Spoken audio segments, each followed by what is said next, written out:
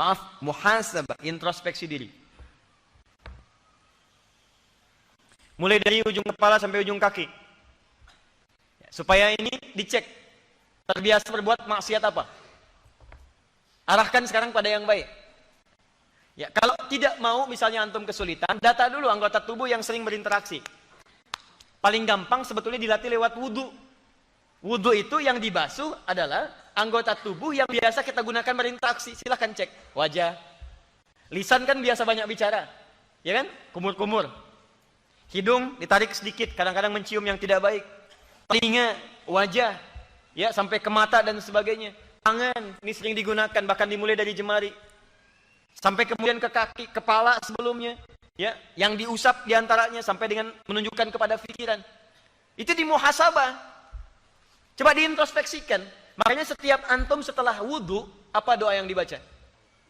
Asyhadu an la ilaha wa asyhadu anna tayyib. Allahumma minat waj'alni tahan. Allahumma ja'alni minat tawabin. Ya Allah, mohon jadikan aku termasuk orang taubat.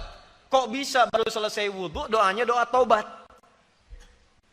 Sedangkan taubat itu kan mengakui kesalahan yang dilakukan, menyesali kesalahan dimaksud dan berjanji tidak mengulanginya. Nah, janji itu dibuktikan lewat perubahan. Itu tidak dilakukan lagi. Makanya kalau orang wudunya benar, saya sering katakan, akan muncul nilai perubahan dalam anggota tubuhnya. Makanya kata Nabi di hadis Muslim, orang kalau wudunya benar, antum basuh tangan nih, ya dengan tetesan air yang jatuh dari tangan, jatuh pula kemudian dosa-dosanya. Maksudnya ini akan berlaku maksiat lagi nih. Makanya kalau orang wudunya benar, mohon maaf ya, mohon maaf, kumur-kumur nih. Coba dicek ini lisan pernah berbuat apa saja yang kotor. Bukan cuma kotoran fisik. Ini begitu dikeluarkan, keluar. Nah itu yang keluar, itu cuma bukan kotoran fisik, tapi antum ingat, di lidah ini yang tidak bertulang, pernah berbuat salah yang apa? Berapa kali mencela orang lain? Berapa kali berkata-kata kotor? Ada rafath, ada yaskhar, ada macam-macam, ada ghibah dan seterusnya. Saya tidak, Ustaz. Alhamdulillah. Tidak seperti orang itu tuh. Nah itu contohnya. Mata, berapa kali lihat yang salah? Telinga, salah dengar. Sampai ke ujung kaki. Makanya itu disebut dengan taubat. Wudu. Dan kalau ini benar wudunya, ini berubah nih, tangan gak akan nyentuh yang kotor lagi. Kaki gak akan melangkah pada yang tidak baik lagi. Makanya di akhirat orang-orang yang wudunya benar akan diberikan cahaya di anggota tubuhnya. Tud'a ummati yaumal qiyamati ghurral muhajjalin. Akan dipanggil umatku hari kiamat dengan banyak cahaya melekat dalam tubuhnya. Cahaya apa itu? Min atharil wudu, bekas wudunya.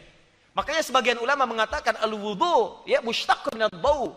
Sebagian dari kata wudu itu terambil dari kata daw, artinya cahaya. Di dunia ada cahaya husnun, cahaya kebaikan. Di tampilan, ya aura-aura kebaikan. Di akhirat cahaya yang sesungguhnya terlihat. Paham sampai sini? Nah, jadi teman-teman sekalian, antum katakan lihat, Allahumma ja'alni minat tawabin. Ya Allah, jadikan aku orang taubat. Waj'alni minal mutatahhirin. Dan yang terbiasa menyucikan diri. Ketika antum biasa taubat dan menyucikan diri, maka turunlah Quran surah kedua Al-Baqarah di ujung ayat 222.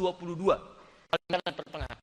Innallaha yuhibbut tawwabina wa yuhibbul mutatahhirin.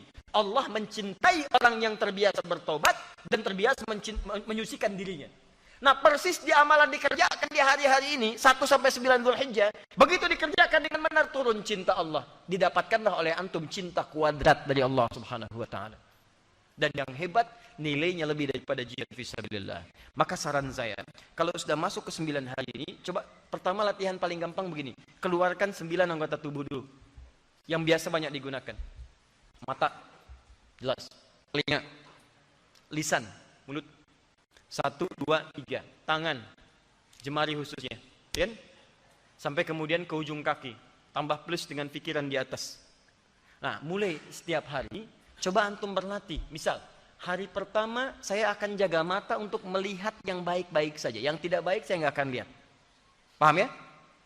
Paham? Baik, hari pertama, tanggal 1, mata hanya boleh lihat yang baik. Begitu bangun, antum ingin lihat TV, cek dibuka, muncul yang tidak baik, palingkan. Antum sedang latihan. Iklan, muncul misalnya iklannya shampoo, tapi yang muncul rambutnya, palingkan. Ini bukan iklan yang baik. Berita-berita mulai kelihatan misalnya, tampak, ya antum mau lihat beritanya atau lihat penyiarnya, ya dan sebagainya, oh tidak bagus, palingkan.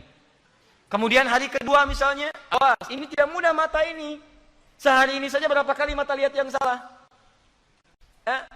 Ini survei membuktikan, tadi pagi ada yang menyampaikan kepada kami, itu orang Indonesia saja, orang Indonesia seharinya bisa 4-5 jam pegang handphone. 4-5 jam. Pertanyaan saya, dari 4-5 jam itu berapa kali lihat gambar yang salah? Dari mata saja itu. Gambar yang keliru, antum punya istri yang dilihat gambar satu sisi orang lain, ya, dan sebagainya. Ada gambar-gambar yang tidak bagus, video-video yang tidak layak, berapa kali dilihat? Besoknya latihan lisan. Hari kedua, tahan.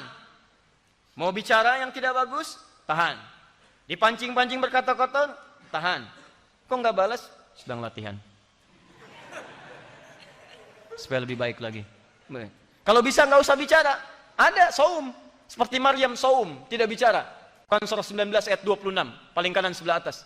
Inni nazartu lirrahmani sauma. Saya sedang saum. Apa saumnya? Falan ukallimal yauma insiya. Saya nggak mau bicara pada hari ini. Tahan. Kata Nabi, man kana yu'minu billahi wal yaumil akhir falyakul khairan aw liyasmut. Siapa yang merasa beriman pada Allah dan hari akhir, katakan yang baik-baik, kalau nggak bisa diam. Ambil dua prinsip itu. Hari ini saya mesti berkata yang baik, kalau nggak bisa diam. Diam. Kenapa nggak bicara apa? Sedang puasa. Puasa apa? Nggak bicara. Kok itu bicara? Contoh. Jalan. Sampai ke ujung kaki. Itu muhasabah. Nah, ini penting Anda lakukan, khususnya nanti ke tanggal 9. Nanti pekan depan saya bahas kenapa ini penting sampai ke tanggal 9.